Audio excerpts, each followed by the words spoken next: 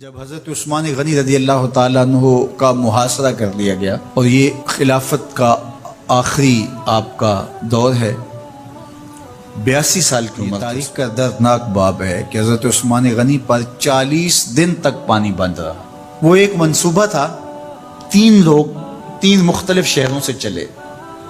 مصر سے، کوفے سے اور بصرے سے، 1,000 آدمی لے کر، اور مدینہ المنورہ میں پہنچ کر کے حضرت علی المرتضیٰ سے ملے، ام المومنین سیدہ عائشہ سے ملے، کبار اصحاب سے ملے۔ تو جو انہوں نے کہا تو انہوں نے ان کو کہا کہ نہیں، ایسی کوئی بات نہیں، فہمائش کر کے واپس بھیج دیا۔ حضرت عثمان غنی رضی اللہ تعالیٰ عنہ پر اقربا پروری کا الزام عائد کیا تھا، تو انہوں نے کہا کہ کوئی ایسی بات نہیں ہے۔ پھر یہ تھا کہ آپ نے کم عمر گورنر، کم عمر لوگ مقرر کیے، تو حضرت عثمان نے کہا کہ حضرت اسامہ بھی تو کم عمر تھے، حضور نے ان کو اگر مقرر کیا ہے تو یہ تو مثال ہمارے سامنے موجود ہے۔ لیکن یہ ایک منصوبہ تھا، اس منصوبے کے تحت یہ 3 جگہوں سے لوگ آئے تھے۔ وہ 3 دن کی مسافت کے بعد پھر تینوں واپس آ گئے، تو یہ ایک سوالیہ نشان ہے کہ تینوں کیوں واپس آ گئے، کوئی ایک تو نہ آتا نا۔ تو یہ سب طے شدہ منصوبہ، مدینہ المنورہ کو گھیر لیا، اور جس طرح سے بلوائیوں نے حالات پیدا کر دیے، سیدنا علی المرتضیٰ رضی اللہ تعالیٰ عنہ تو شہر مدینہ سے باہر تشریف لے گئے تھے، اور اپنے بیٹوں امام حسن اور امام حسین رضی اللہ تعالیٰ عنہ کو حضرت عثمان غنی کے دروازے پر مقرر کیا تھا کہ ان کو ضرر نہ پہنچنے دینا۔ اب 700 صحابہ اجازت طلب کر رہے ہیں کہ آپ ان بلوائیوں سے نپٹنے کا میں جو ہے وہ اجازت نامہ مرحمت کریں، اور بہت سارے لوگ تو حج پہ جا چکے ہیں۔ 18 ذی الحج کا واقعہ ہے جب آپ کی شہادت ہوتی ہے، تو وہ حج پہ جا چکے ہیں، تو جو یہاں موجود ہیں وہ اجازت طلب کر رہے ہیں۔ لیکن حضرت عثمان غنی رضی اللہ تعالیٰ عنہ نے کہا کہ نہیں، میں ایسی اجازت نہیں دوں گا۔ رسول اللہ صلی اللہ علیہ وسلم کا حرم شہر مدینہ لوگوں کے خون سے لالازار ہو، یہ میں اس کو گوارا نہیں کرتا۔ افواج موجود ہیں، اور دنیا کی تاریخ میں آپ کو ایسا نہیں ملے گا کہ اتنی بڑی حکومت کسی کے پاس ہو اور وہ خود گھیر لیا جائے، اس کا پانی بھی بند ہو جائے، اور وہ حکم دے کہ نہیں، میرے لیے آپ ایک قطرہ بھی خون نہیں بہائیں گے۔ بلکہ آپ کے غلاموں نے جب تلواریں اٹھا لی تو آپ نے فرمایا کہ میرا حکم ہے کہ تم تلواریں نیچے رکھو، بلکہ میں تمہیں یہ آفر دیتا ہوں کہ جو غلام لڑے گا نہیں اور یہ میرے سے عہد کرتا ہے وہ آزاد ہے۔ حضرت ابو ہریرہ رضی اللہ تعالیٰ عنہ، حالانکہ یہ پڑھنے پڑھانے والے لوگ تھے، تعلیم و تعلم سے ان کا تعلق تھا، لیکن وہ بھی تلوار لے کے حضرت عثمان غنی کے دفاع میں آ گئے۔ لیکن حضرت ابو ہریرہ رضی اللہ تعالیٰ عنہ کو بھی حضرت عثمان غنی روک دیتے۔ مالک بن اشتر کہنے لگا کہ دستبرداری کے خواہاں ہیں، آپ خلافت سے دستبرداری اختیار کر لیجئے۔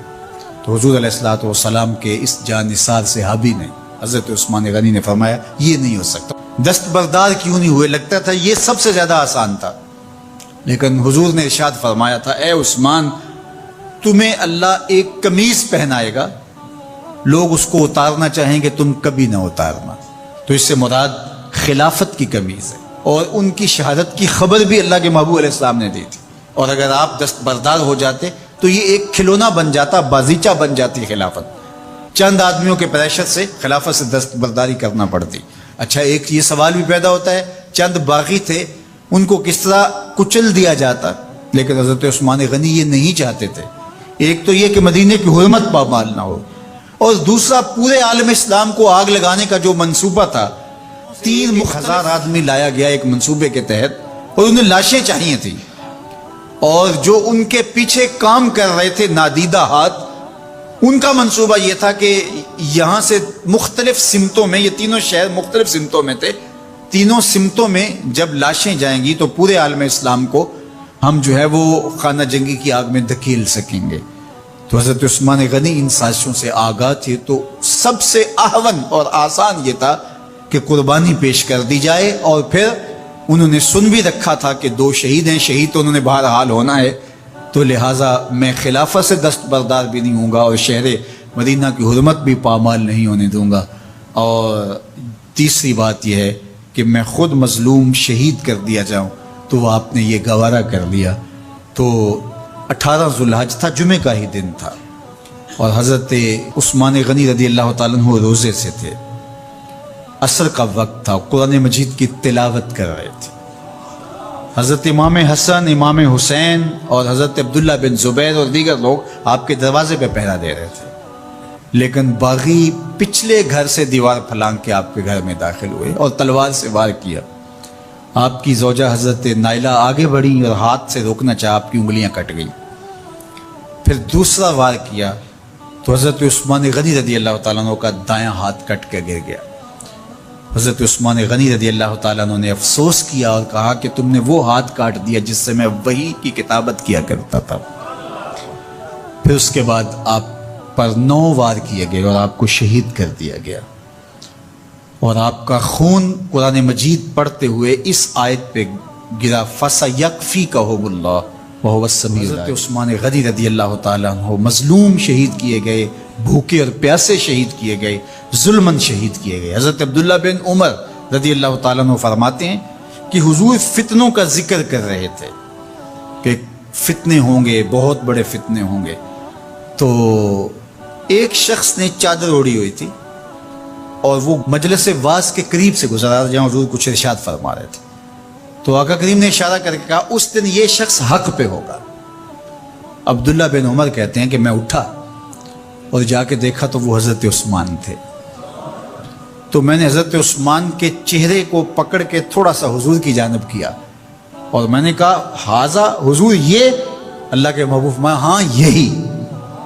جب فتنے ہوں گے تو فرمایا یہ حق پہ ہوگا۔ تو حضرت عثمان غنی رضی اللہ تعالیٰ عنہ حق کی راہوں کے مسافر، جنہیں حضور کی زبان سے شہید کہا گیا، اور شہید کسی کا انجام ہوتا ہے، تو حضور نے فرمایا یہ شہید ہوگا۔ شہید وہی ہوتا ہے جو بحالت ایمان اس دنیا سے راہ خدا میں اپنی جان قربان کرے۔ فرمایا فَإِنَّمَا عَلَيْكَ نَبِيٌّ وَصِدِّيقٌ وَشَهِيدَانٌ، اے پہاڑ رک جا، تو جانتا نہیں تیرے اوپر اللہ کا ایک نبی ہے، ایک صدیق ہے اور 2 شہید ہیں۔ تو حضرت عثمان غنی رضی اللہ تعالیٰ عنہ عظمتوں کے مینار، یہ حضرت عثمان غنی رضی اللہ تعالیٰ عنہ کا یہ کارنامہ تھا کہ آپ نے اپنی جان پیش کر کے امت کو جو ہے وہ فتنوں سے محفوظ کر لیا اور امت کو بچا لیا۔ حضرت عثمان غنی رضی اللہ تعالیٰ عنہ پہ کروڑوں رحمتیں، کروڑوں سلام۔ ہم آپ کی عظمت کو سلام پیش کرتے ہیں، عقیدتوں کا خراج پیش کرتے ہیں۔ حضور کی خدمت میں ایک جنازہ لایا گیا اور حضور سے عرض کی گئی حضور اس شخص کا جنازہ پڑھا دیجئے، تو حضور نے انکار کر دیا، کہا میں جنازہ نہیں پڑھاؤں گا۔ تو صحابہ نے عرض کیا یا رسول اللہ، کبھی ماضی میں ایسا نہیں ہوا، جب بھی کوئی جنازہ لایا جاتا ہے تو آپ جنازہ پڑھا دیتے ہیں اور آپ نے آج انکار کر دیا ہے؟ تو فرمایا یہ شخص میرے عثمان سے بغض رکھتا تھا اور اس کو اللہ نے بھی اپنی رحمتوں سے محروم کر دیا ہے۔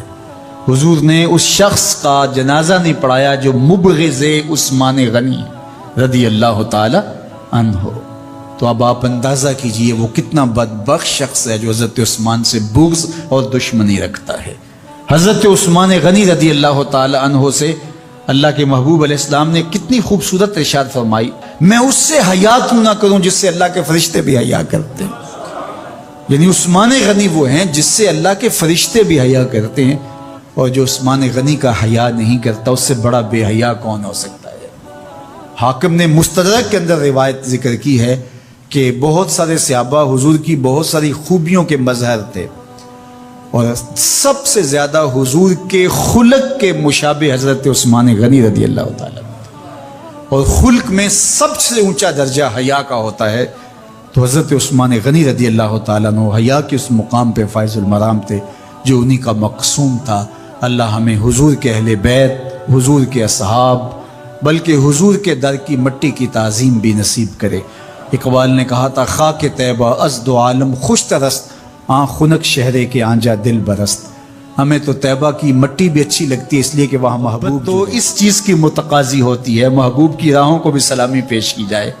تو جو حضور علیہ السلام کے ساتھ منسوب اتنی وقی نسبتیں ہیں ان کا احترام کیوں نہیں کریں گے؟ تو حضرت عثمان غنی تو داماد رسول ہیں، حضرت عثمان غنی تو ذوالنورین ہیں، حضرت عثمان غنی تو حضور علیہ الصلوۃ والسلام کے محبوب اور حضور علیہ الصلوۃ والسلام کے پیارے ہیں، ان کو جنت کی بشارت دی گئی ہے، عشرہ مبشرہ میں سے ہیں، 4 جلیل القدر خلفاء میں ان کا نام شامل ہے، اور پھر حضور کی 2 صاحبزادیاں ان کے نکاح میں آقا کریم نے ان کو شہید خود قرار دیا، اور میرے اور آپ کے آقا و مولا نے کہا آج کے بعد کوئی عمل عثمان کو نقصان نہیں دے گا، اور کہا عثمان سے میں حیا کیوں نہ کروں، اس سے اللہ کے فرشتے بھی حیا کر